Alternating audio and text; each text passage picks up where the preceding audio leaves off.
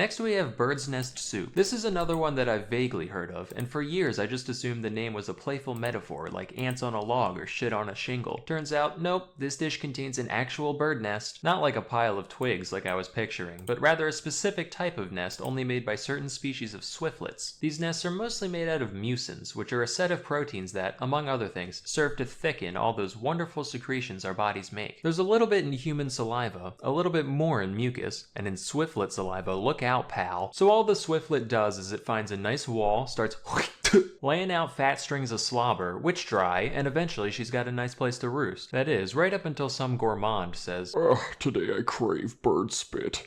You can keep the eggs though. And they then reconstitute it back into its original gelatinous texture. Unfortunately, these nests can't enter the US since, believe it or not, eating bird saliva is a great way to catch bird flu. And now the time has come to speak of the ortolan. The ortolan is a kind of bunting, which is a sort of passerine, which is a type of bird.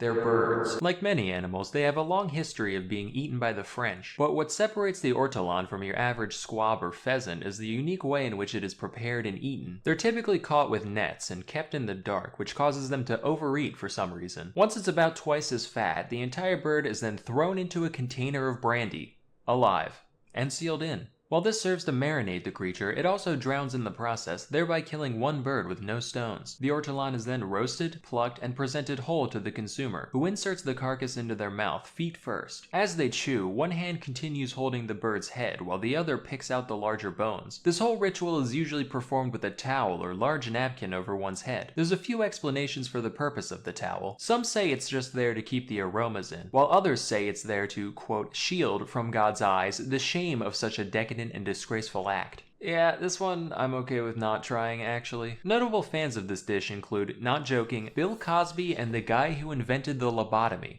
To be part of that social club. Our mission is to eat birds whole and then make people not remember things. Killing ortolans was banned across the EU in 2007, not for any ethical reason, but because French people did this so much that the entire ortolan population was threatened. Thankfully, as of 2018, their conservation status is under least concern, so hopefully the French can get back to it soon. Anyway, that's all I have for today. Till next time, I'm Salmonella, and thank you for watching. Man?